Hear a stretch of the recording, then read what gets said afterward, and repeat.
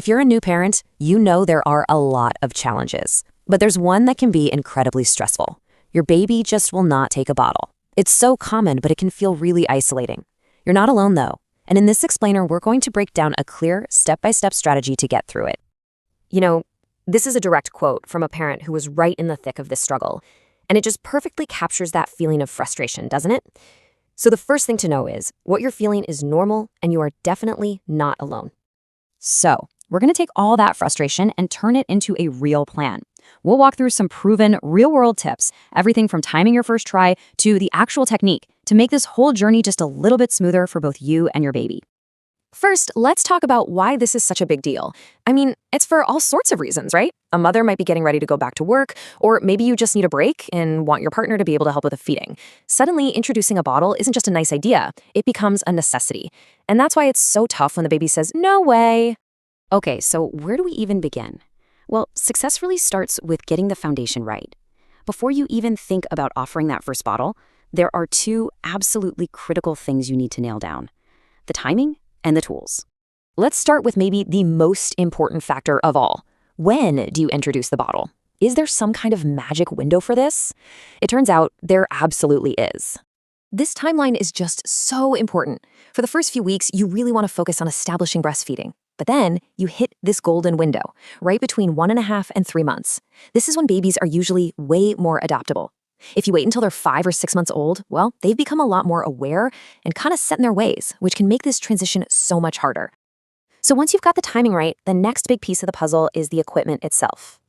Just remember, your baby is used to one very specific way of eating, so the key is to make this new thing feel as familiar as you can. Choosing a bottle and a nipple that are designed to mimic nature can make a huge difference.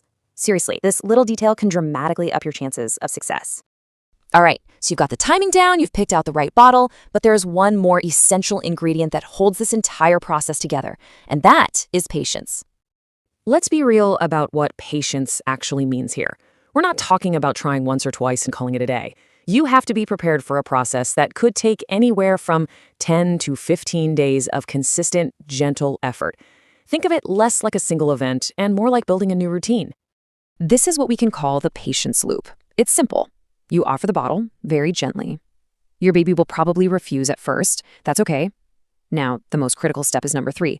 You have to stay calm. If you try to force it, you risk creating a negative feeling about the bottle that is really, really hard to undo. So instead, you just stop the attempt, and you try again later or maybe the next day. The real key here is consistency without any pressure. So with that foundation of timing, tools, and patience all set, we can now start adding in a few pro tips to fine-tune your approach. These are the little things that can really tip the scales in your favor. First up, think about the environment. Babies are super sensitive to what's going on around them, and they get distracted so easily. A loud TV, people talking, a busy room, all of that can make it almost impossible for them to focus on this new skill. Find a quiet, calm space where feeding can be the only thing that's happening. Okay, let's talk about a really common misconception. When parents hear introduce a bottle, a lot of them think that means they also have to introduce formula at the exact same time. Is that actually true?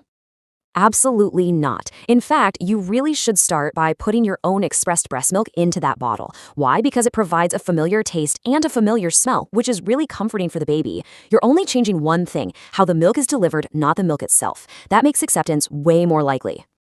Here's another one of those small details that has a surprisingly big impact: the temperature of the milk.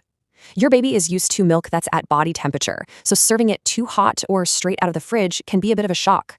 You want to aim for room temperature or just slightly warm to mimic that natural, comfortable feeling. And here's a great tip. Think about who is giving the bottle. Your baby has this incredibly powerful association between mom and breastfeeding.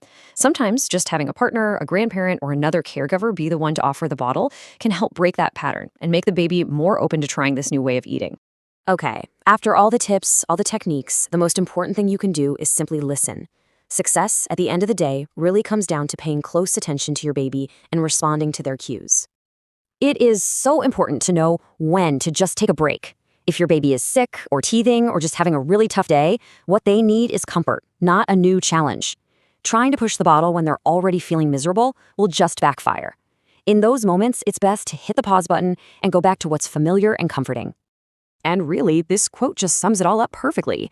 Yeah, getting the right bottle helps, but the real work, the important work, is in your approach. Your ability to observe and your patience are so much more powerful than any piece of equipment you can buy. So let's end by kind of reframing this whole challenge. Instead of seeing bottle refusal as just a problem, try to see it as a form of communication. Ask yourself this one question: what is my baby trying to tell me?